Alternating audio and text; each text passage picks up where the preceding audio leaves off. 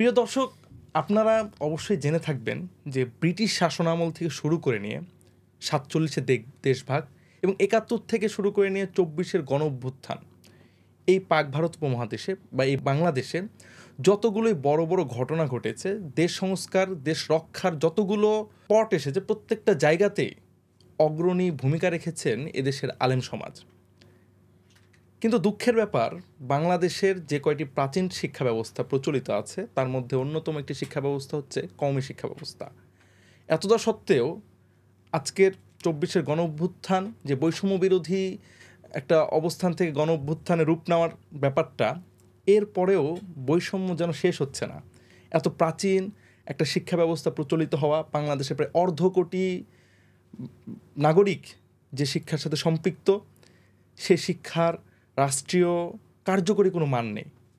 এবং বিগত ফ্যাসিস্ট আমলে এক ধরনের বলা যায় যে একটা মূলা আমাদেরকে ধরিয়ে দেওয়া সনদ, যে সনদের কোনো কার্যকরী কোনো ব্যবস্থাপনা ছিল না, জাস্ট আমাদেরকে শো করানো হয়েছিল মাস্টার্সের সমমান বা কওমি সনদ স্বীকৃতি দেওয়া, যেটার কোনো বাস্তবিক অর্থে কোনো গ্রহণযোগ্যতা কোথাওই ছিল না। তো এই যে একটা ব্যাপার, কওমি সনদের প্রয়োজনীয়তা বা কওমি সনদের বাস্তবায়ন, মানে আমাদেরকে, আমার এই কথার বলতে অনেক দুঃখ লাগছে যে এটাকে নিয়ে আমাদেরকে আলাদাভাবে কথা বলতে হচ্ছে আজকে, যে আমাদের এই প্রাচীন শিক্ষা ব্যবস্থার সাথে এই শিক্ষা ব্যবস্থার স্বীকৃতি দরকার, এটার সনদের বাস্তবায়ন দরকার। এই ব্যাপার নিয়ে যে কথা বলতে হচ্ছে আজকে বৈষম্য বিরোধী ছাত্র জনতার আন্দোলনের পরবর্তী বাংলাদেশে, এটা আসলেই দুঃখজনক ব্যাপার। তারপরেও আজকে আমরা মূলত আমাদের অতিথি মৌলানা মঞ্জুরুল হক ভাইয়ের সাথে কওমি মাদ্রাসার যে সনদ, এই সনদের বাস্তবায়নের প্রক্রিয়া এবং এর প্রায়োগিক জটিলতা, এই ব্যাপারগুলো নিয়েই কথা বলবো ইনশাআল্লাহ। সর্বপ্রথম যে কথাটি আমি আমার ভাইকে জিজ্ঞেস করতে চাই সেটা হচ্ছে যে এই যে স্বাধীন বাংলাদেশে আমরা আজকে উপবিষ্ট, 24-এর গণ-অভ্যুত্থান পরবর্তী বাংলাদেশে এখন এসে কওমি সনদের যে কথাটা আমরা অলরেডি শুরু করেছি বা বলতেছি, কওমি সনদের আসলে গুরুত্ব না পাওয়া বা কওমি সনদের বাস্তবায়নের যে ব্যাপারটা, বাস্তবায়নের ক্ষেত্রে আসলে জটিলতাগুলো কী বা চ্যালেঞ্জটা কী আজকের বাংলাদেশে এখন অবধি, কেন এটাকে আমরা মেইন স্ট্রিমে স্বীকৃতি নিতে পারলাম না, এটা কি বলে মনে হয়? এটা দিয়ে যদি আজকে আমাদের আলোচনা শুরু করেন ভাইয়া। আলহামদুলিল্লাহ, আমি যখন ইসলামী ইউনিভার্সিটিতে পড়ি কুষ্টিয়ায়, তো তখন আমাদের এক টিচার একবার আলাপ করতেছিলেন ইসলামী ব্যাংক নিয়ে আর কি।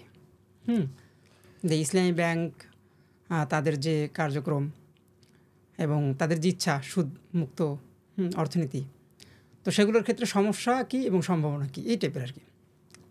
তো সমস্যা নানানজন নানান কিছু বলছেন, মানে আপনারা এই প্রশ্নের মতো করে আর কি, যে আসলে সমস্যাটা কোথায়। তো অনেকে অনেক কিছু বলছেন, স্যারও নিছেন। স্যার একটা কথা বলছেন যেটা আমার কাছে মনে আছে খুব ভালোভাবে। উনি বলছিলেন যে প্রধান সমস্যা হলো সদিচ্ছা না থাকা। মানে ইসলামী ব্যাংকিং কার্যক্রম কিংবা ইসলামী অর্থনীতির যে দেশে দরকার, এটার জন্য ইচ্ছা তো লাগবে। তা আমার কাছে মনে হয়েছে যে কওমি মাদ্রাসার স্বীকৃতির ব্যাপারটা এমন, সদিচ্ছা নাই। এখন যদি জিজ্ঞেস করেন যে কাদের সদিচ্ছা নাই, এটা কি সরকারের, রাষ্ট্র কর্তৃপক্ষের, নাকি আমরা যাদেরকে একটা অদৃশ্য শক্তি মনে করি না, যে বাম ঘরানা, প্রগতিশীল কিংবা বাংলাদেশের যারা শিক্ষার বড় বড় জায়গায় যারা বসে আছেন তাদের, নাকি যারা শিক্ষা গ্রহণ করছেন তাদের? এটা আপনি আমি দুইজনই ভালো করে জানি যে আসলে সবারই সদিচ্ছার অভাব, মানে কেউ চায়ই নাই যে এটা হোক।